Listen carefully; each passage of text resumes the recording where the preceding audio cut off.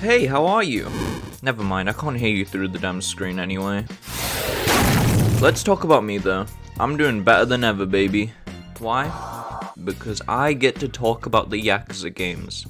Again. A few months back, I made a video going over why I loved Yakuza 0 so much. I completed it late last year, and after I hit those credits, I went down a spiral of obsession. I mean, it has everything you could ever want from a video game. Half-naked, muscular men fighting, karaoke, Japan, muscular men, half-naked men, men being gay. So after completing 0, I went ahead and bought both Kiwami games thinking, I'll probably play them one day. Little did I know that day was going to be very soon because I started Kiwami 1 a few days after beating 0, and let me tell you bub, I was hooked onto Yakuza once again. And I figured I'll just update you guys every few months on my Yakuza pilgrimage because these games are a big deal to me. Alright, enough chitter chatter. I'm gonna go through and talk about both the Kiwami games as well as Yakuza 3. Starting with Kiwami 1. This game is a sensitive subject to me,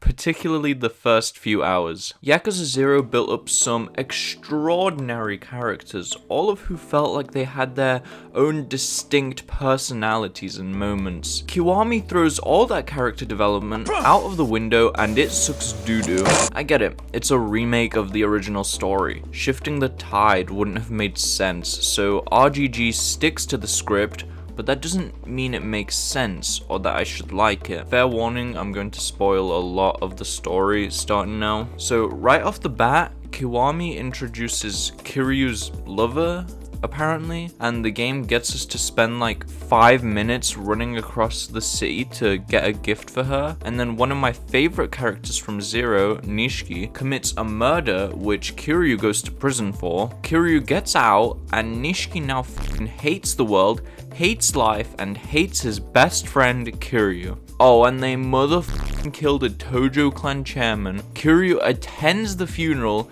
and Kazuma supposedly dies. This all happens within the hour or so. It throws out Nishiki's character and the strong moments him and Kiryu had in the past. It kills off 2 characters, one that we get to know a little bit in 0, and one that we barely got to know, but was meant to mean a lot to Kiryu. Then this fucker comes in and fights us, and while I felt that he was a really cool character in 0, now he's just a big mad gorilla, just being angry and stuff. And the game feeds us these little snippets of why Nishiki turns out to be the way he is now, and it is understandable, kind of. But then at the same time, did this guy really forget all the good times he had with the closest thing he has to a brother?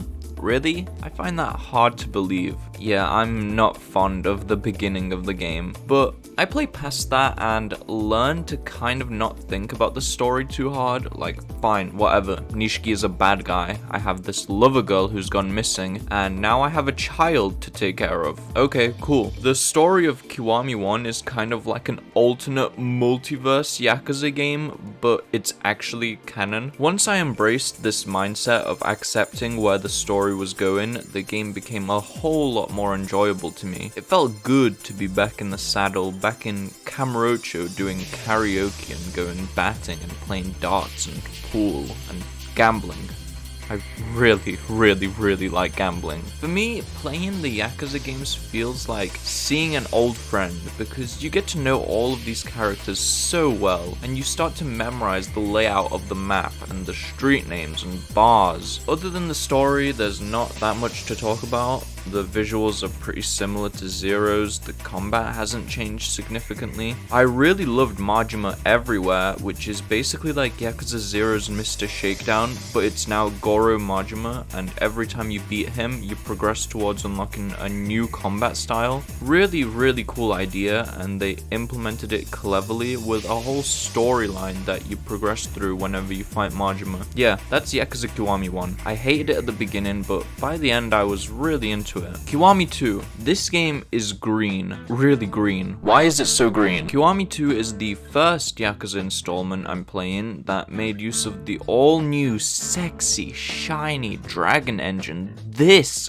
glorious beast of physics. Visually, the game looks great, apart from the green. I genuinely have no idea why they made it so green, but I'll stop beating a dead horse for now. So the whole idea with the Dragon Engine is that it overhauls the combat with a real focus on physics. I knew of the engine before I played Kiwami 2, and I was really excited to see it in action, and I am here to report that it was not fun. Kiwami 2's combat is vastly different from the previous games, and not in a good way. Sure, it has its moments, with one of my favorite memories of that game being when I threw enemies off bridges into the water. That was cool, but the combat generally felt slow and weightier, especially towards the beginning of the game. My main gripe with the combat is that quick steps are kind of pathetic, and I was forced to mainly rely on blocking this time around. I like dodging in games, it's just so much cooler than putting my arms in front of me. Let me dodge. Other than the combat, the side quests were more enjoyable than the previous games, with some of them just having a lot more depth than I expected. The main villain, Ryuji Goda, is also a complete badass who I know I should have hated the entire playthrough, but he was just so cool that I had nothing but respect for Sideburns, man. It's like how you root for Walter White in Breaking Bad, despite understanding that Skyler is the good person in the show. The story itself was pretty fascinating, with it revolving around a clan that was thought to be dead for years, which is just the sickest concept. But while I'm singing Kiwami 2's praises right now, I can't help but feel as if it's my least favorite Yakuza thus far. Part of me wants to say that it almost felt like a tech demo,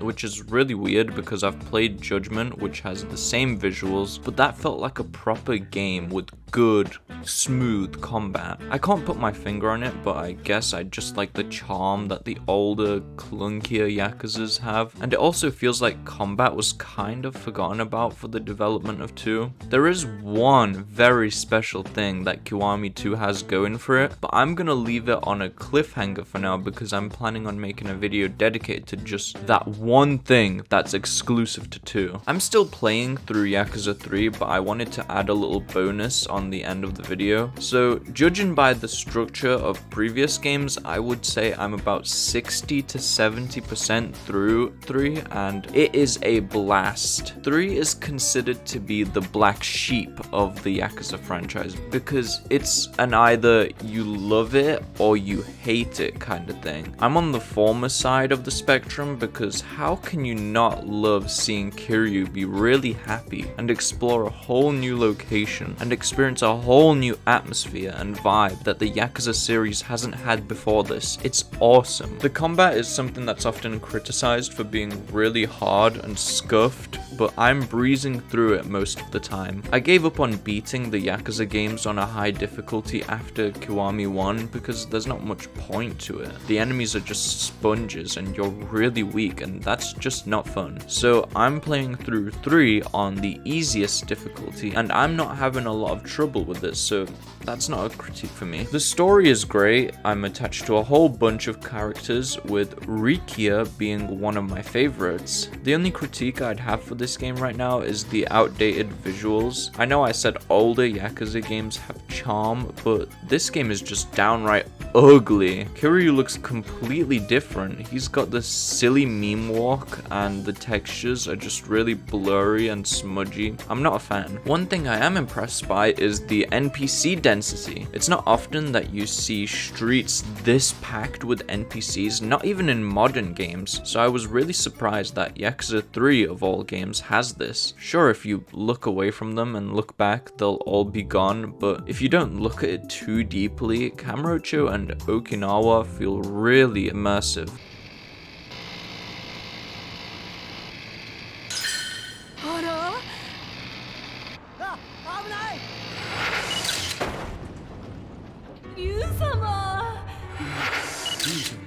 What?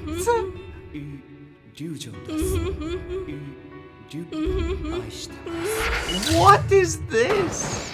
Before I end this video, I just want to shout out the GOATs of the gaming industry. There's not a whole lot of big studios that operate with such consistency, speed, and quality as RGG, and they just keep impressing me with every Yakuza game I play. RGG can take all my money. I will give them my firstborn in the future, mark my words. I actually want to make a video on my favorite studios in the future, so I'll save the praise for then. Now, here's a fun raccoon fact. What the Yakuza doesn't want you to know is that there was once a time when a raccoon was the chairman of the Tojo clan. Unfortunately, his reign ended once he was assassinated by an Omi Alliance hitman. That's all. See ya.